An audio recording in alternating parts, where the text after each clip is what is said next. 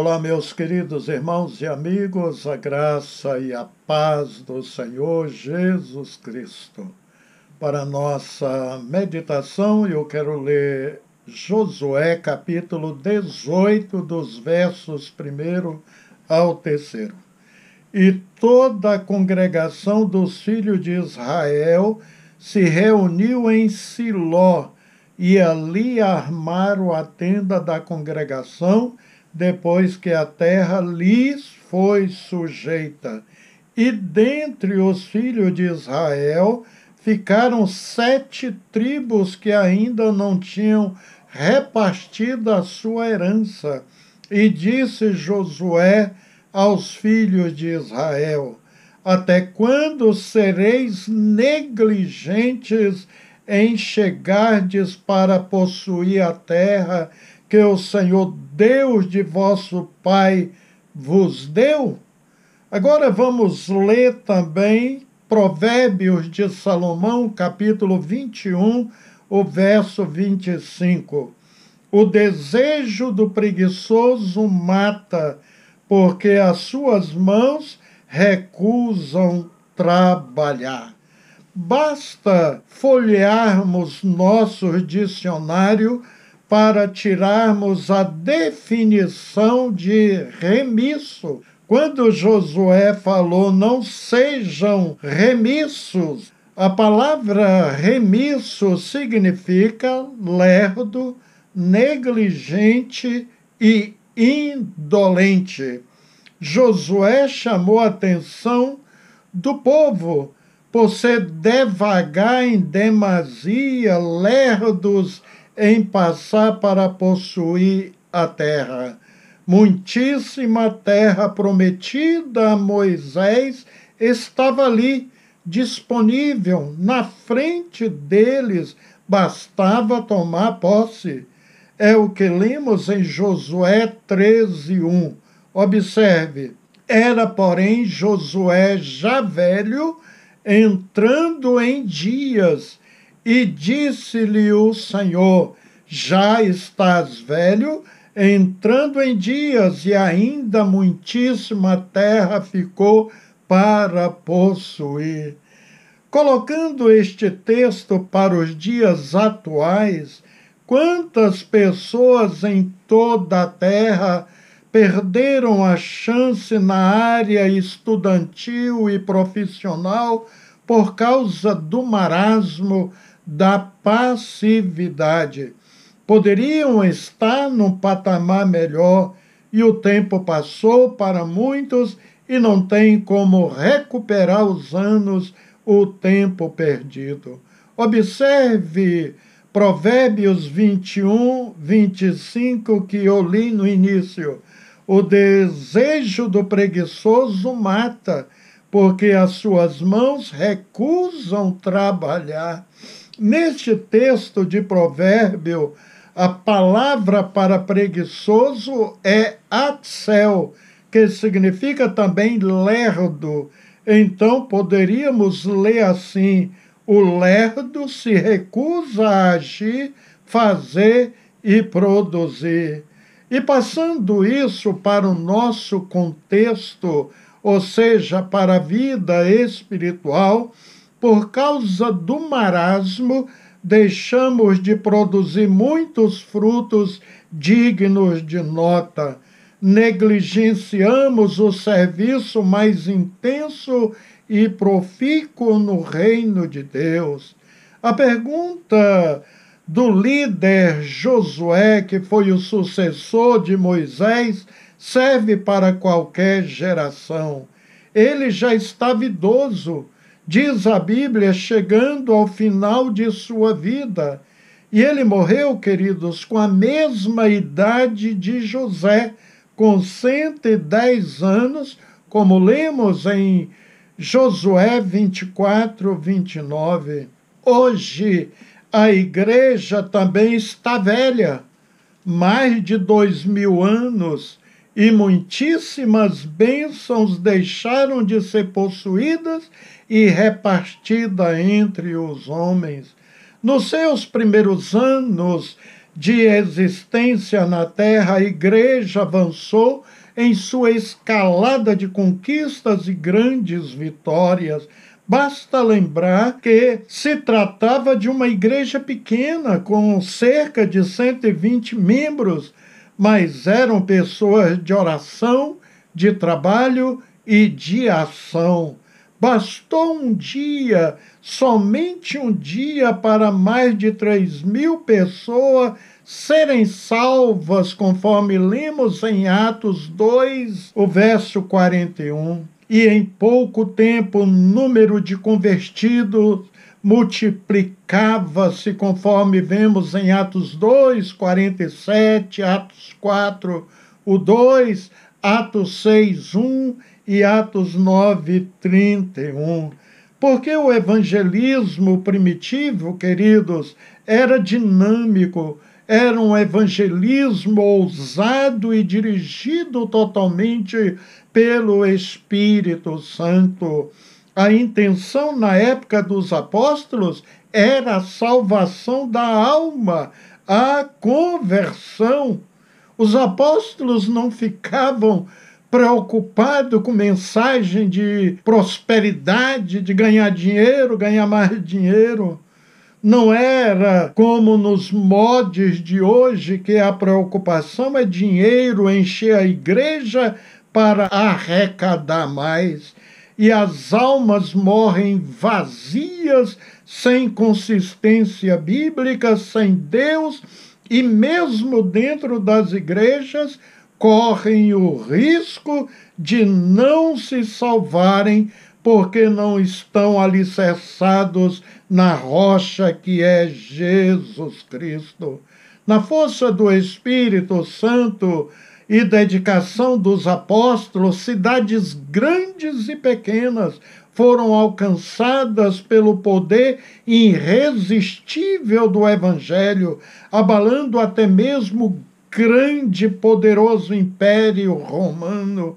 O Evangelho ultrapassou fronteiras, foi para a Europa, a Ásia, foram organizadas inúmeras igrejas, um grande número de obreiros e crentes estavam apoiando os apóstolos para alcançarem estas cidades com o Evangelho de Cristo Jesus.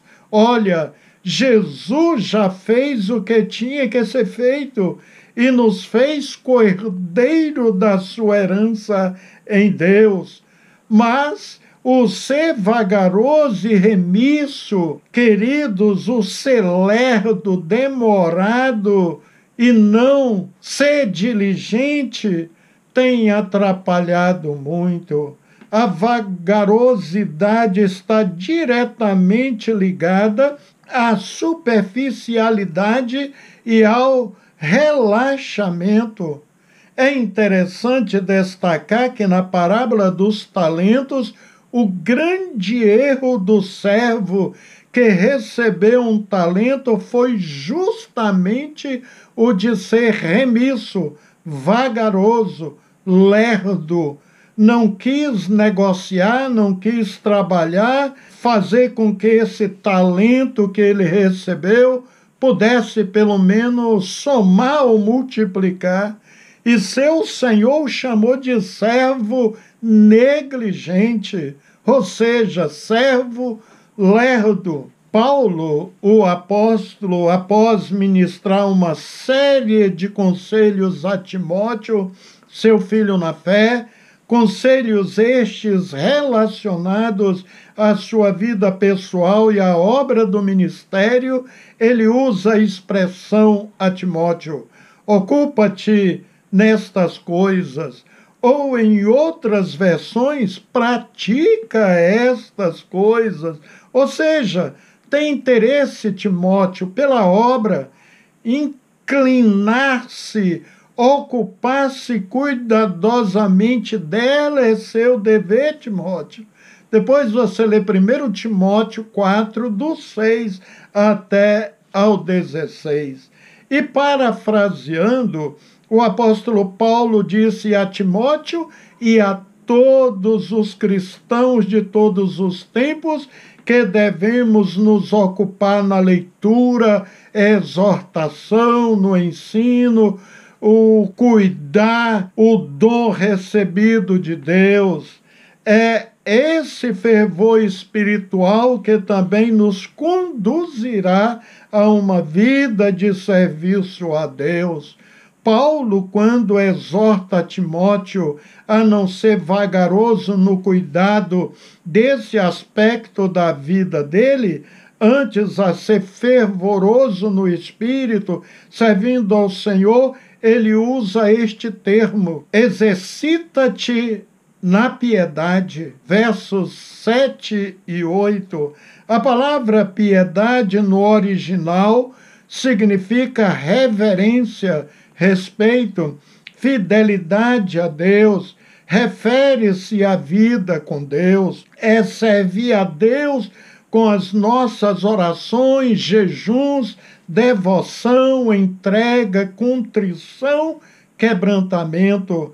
A falta de fervor no espírito, nesse aspecto da nossa vida, nos torna lentos, impedindo o nosso progresso espiritual, porque muitos morreram e não se salvaram. O profeta Isaías diz no capítulo 55, 6, buscai ao Senhor enquanto se pode achar, invocai-o enquanto está perto. Então milhões de jovens morreram achando que iria morrer só na terceira idade, velhinhos. Então eles perderam a chance de procurar Deus na sua juventude. Morreram de enfermidades, outros de acidentes diversos, outros pelo uso das drogas, outros assassinados e muitos até suicidaram. E o profeta Jeremias, ele deixou bem claro isso: e buscar-me-eis e me achareis quando me buscardes com todo o vosso coração. Jeremias 29, 13. Então é fácil buscar, é fácil achar o Senhor, basta que faça isso com todo o seu coração. Em outras palavras, com sinceridade, com desejo de alma. Quando Paulo disse a Timóteo: tem cuidado de ti mesmo e salvarás a ti mesmo, segundo Timóteo 4,16. Em outras palavras, disse: se mantenha firme com a fé com a qual se comprometeu, seja digno de confiança. Não seja vagaroso no cuidado com respeito a si mesmo, Timóteo. Em palavras bem claras, Paulo disse: Timóteo, seja achado fiel, seja aplicado, torna-se modelo, torna-se padrão, seja operante nos dons que recebeu do Senhor. Observe o ensino de Paulo em 1 Timóteo 5, 8. Mas se alguém não tem cuidado dos seus, e principalmente dos da sua família, negou a fé e é pior do que o infiel. Não podemos ser vagarosos no cuidado da nossa família, seja ela convertida ou não. Todo cuidado que tivermos com os outros não valerá muita coisa se não cuidarmos primeiro da nossa casa com a nossa esposa e filhos. Já pensou nisso, querido? Tem crente que consegue ganhar outros para Cristo e deixa de ganhar sua própria família, expondo-a ao inferno. Não podemos cair no erro grave da vagarosidade no cuidado da nossa família. Ame sua família, invista nela, queira os salvos em Cristo Jesus. Agora vamos ler o Evangelho de João, capítulo 4, do 35 ao 36. Não dizeis vós que ainda há 4 meses até que venha a ceifa? Eis que eu vos digo, levantai os vossos olhos e vede as terras, que já estão brancas para a ceifa, e o que ceifa recebe galardão, e ajunta fruto para a vida eterna, para que assim o que semeia como o que ceifa, ambos se regozijem. Por fim, precisamos estar atentos para não sermos vagarosos no cuidado com respeito aos perdidos. Ao cumprimento da grande comissão, nesse texto de João, a ceifa fala da vida de pessoas para o reino de Deus. É interessante observar que a palavra vede no texto é no original a palavra theaomai, que tem também o sentido de visitar, de encontrar com a pessoa. A conquista de pessoas perdidas para o reino de Deus deve fazer parte das nossas orações, das nossas conversas, desafios e projetos. Como pastor, tive o grande privilégio de evangelizar e conduzir pessoas literalmente aos braços de Jesus, minutos, outros horas depois da minha conversa com eles. Imagino se eu não tivesse pregado para estas pessoas, com certeza muitos teriam morrido sem salvação. Hoje você tem a grande oportunidade de evangelizar os seus parentes e os seus amigos. Se souber que um desses amigos ou parentes está muito mal, hospitalizado, vai até lá e evangeliza-o, ou chama o seu pastor. Pode ser que ele não encontrará outra pessoa disponível para fazer isso. Então, o conselho ou ordem de Paulo é: não sejais vagarosos, sejam fervorosos, servindo. Quero encerrar esta breve meditação com as palavras do profeta Isaías.